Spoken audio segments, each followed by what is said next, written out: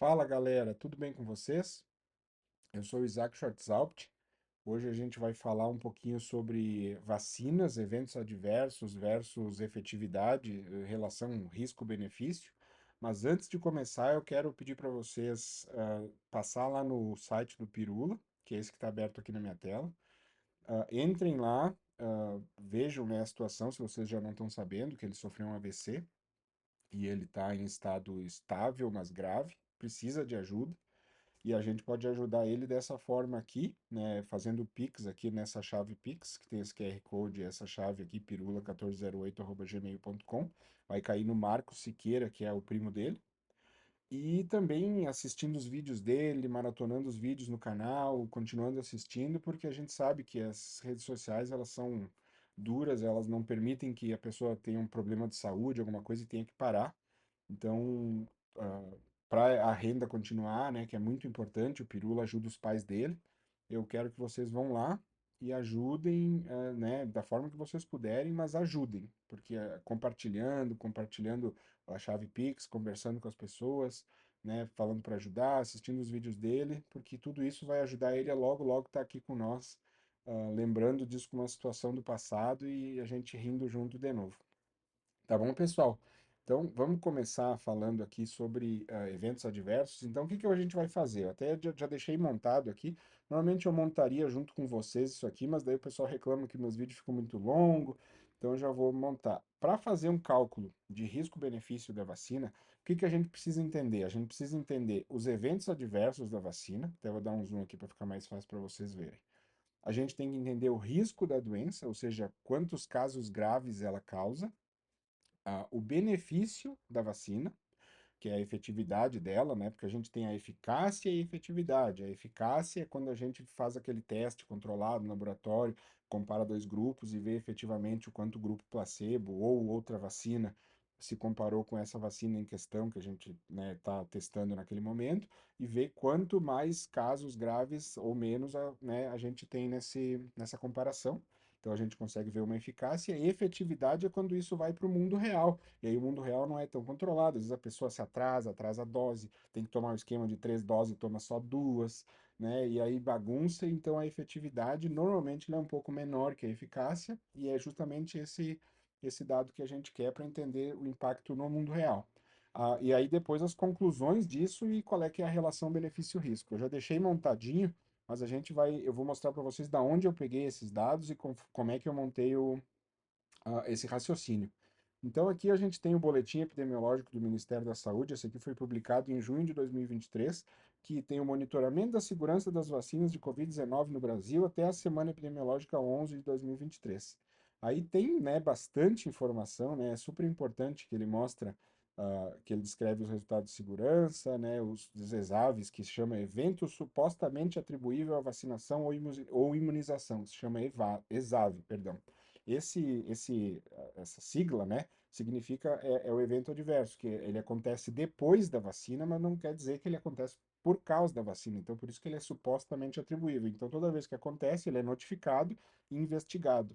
E esses boletins são muito importantes para a gente entender o que está acontecendo. Né? A gente tem aqui, inclusive, deixa eu ver aqui, vou pesquisar miocardite. Tem uma parte específica aqui. ah, Onde é que a gente tem? Aqui, ó. Pesquisando é mais fácil de achar. Eventos supostamente atribuíveis à vacinação e imunização miocardite e pericardite, que é uma coisa que a pessoa fala muito. Entre as semanas 3 de 2021 e 52 de 2022, ou seja, quase 2 anos, foram identificadas 268 notificações no Brasil com menção a esses termos. Foi investigado, né? Todos os casos foram avaliados individualmente. 114 desses, ou seja, 42% foram descartados, né? É outra coisa. E 154 desses restaram, né? E aí, sendo a maioria após a vacina Pfizer, a incidência total de ESAV foi de 0,04 casos a cada 100 mil doses aplicadas. Então, a cada 100 mil doses, 0,04.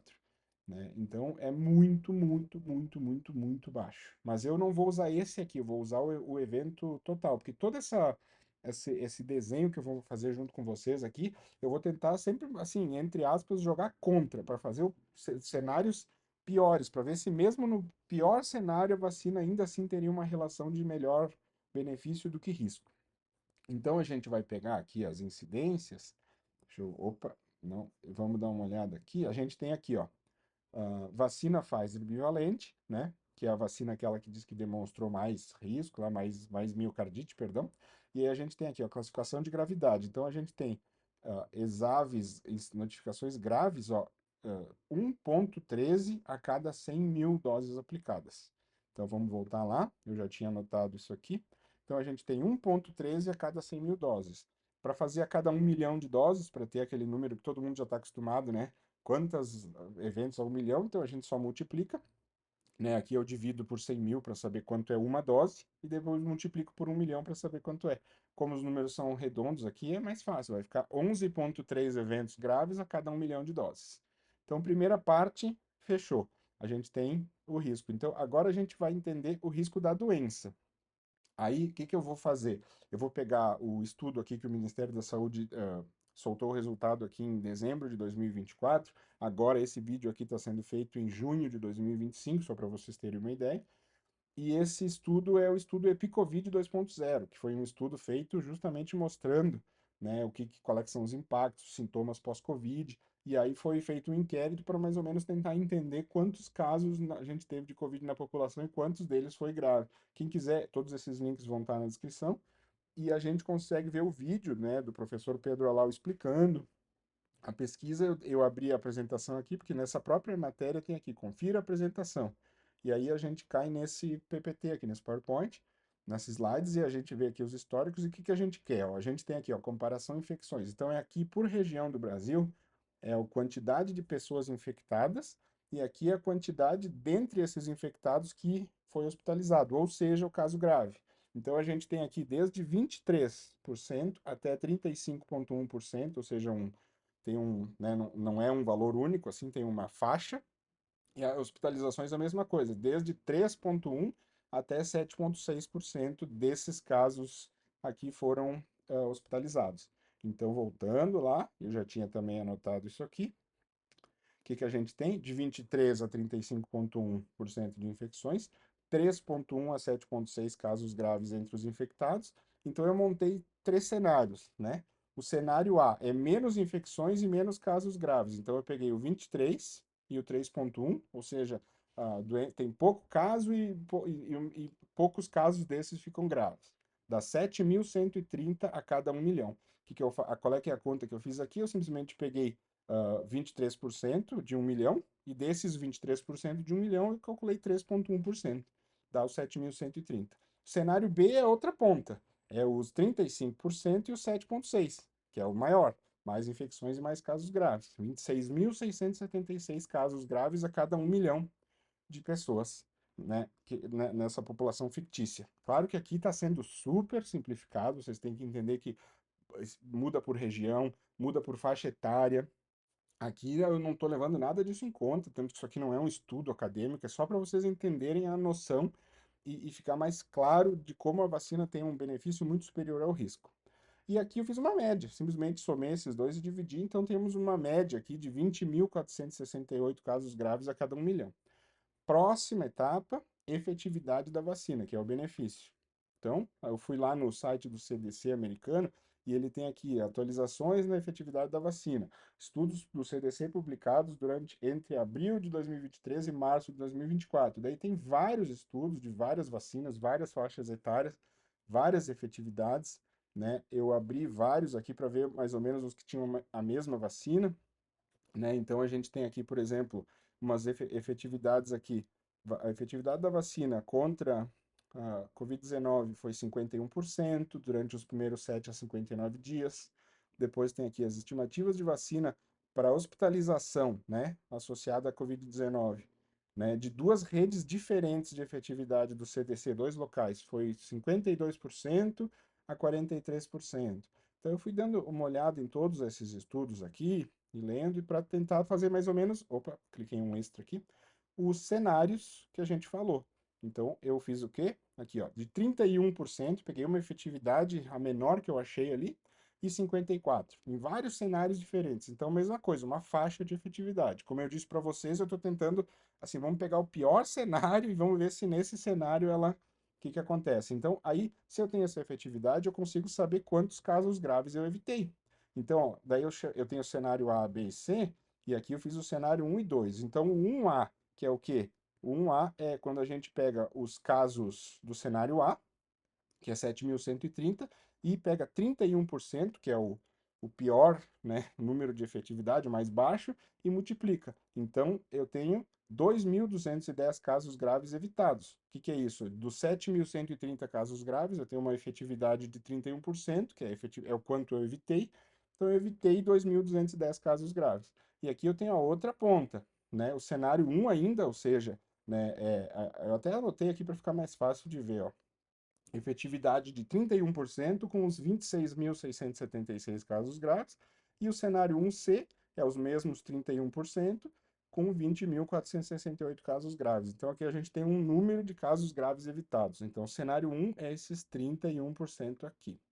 Cenário 2 seria o quê? Os 54% de efetividade. De novo, a gente vai lá e olha os três cenários aqui. Então, o 2A, o 2B e o 2C. A gente tem a efetividade de 54% para 7.130, que dá 38, perdão, 3.850 casos graves evitados. E a gente tem 14.405 casos graves evitados nesse cenário aqui, de 26.054. E esse aqui no cenário 2C, que é a média, né? 11.000. Então, em resumo, o que que a gente tem? Um cenário que vai de 2.210 na pior da pior da pior das hipóteses, até 14.405 casos graves né, na hipótese onde a vacina mais evita. Então, a gente tem quais conclusões? A gente tem, vamos juntar as informações, 11,3 eventos adversos a cada 1 milhão de doses, 2.210 casos graves evitados a cada 1 milhão de pessoas no pior cenário e 14.405 casos graves evitados no melhor cenário. Como é que a gente faz a relação benefício-risco? A gente divide os casos graves evitados pelos eventos adversos, para ver assim, a cada um evento adverso, quantos casos graves eu evitei. Já calculei aqui. O que que a gente tem, então? No cenário 1A, que seria o pior do pior, a gente tem 196 casos graves evitados a cada evento adverso grave. E esse é um cenário, assim, com 31% de efetividade da vacina e como se a doença praticamente não fizesse caso grave, fizesse pouco caso grave. Então, assim, é um cenário que não é real.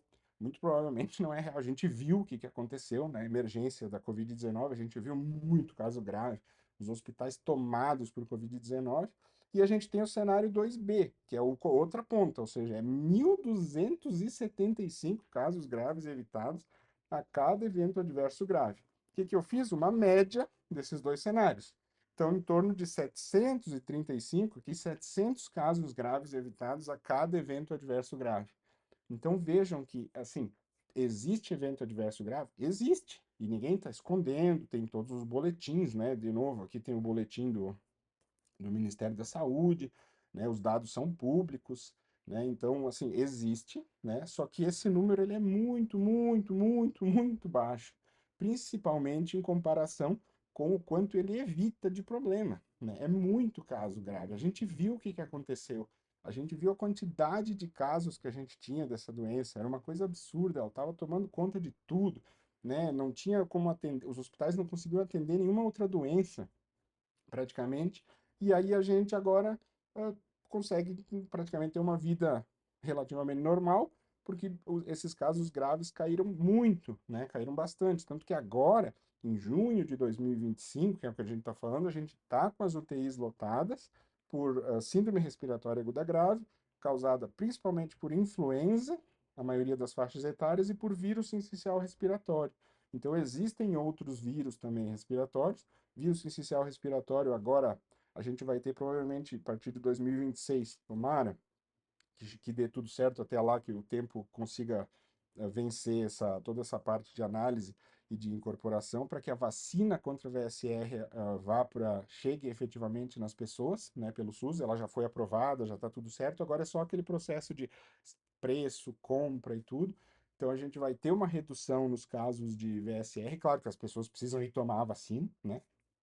E a gente tem também vacina contra a influenza, que infelizmente a cobertura está muito abaixo do ideal, e a gente precisa que as pessoas se vacinem. Então, assim, vacinar, isso aqui eu peguei Covid-19, que é a vacina que todo mundo fala, meu Deus, o risco, né? Então, esse estudo aqui, né, esse exemplo, melhor dizendo, de cálculo de risco-benefício mostra para vocês isso aqui, ó. Isso aqui é o que tem que ficar na cabeça de vocês. Eu vou botar aqui negrito, vamos aumentar aqui, ó.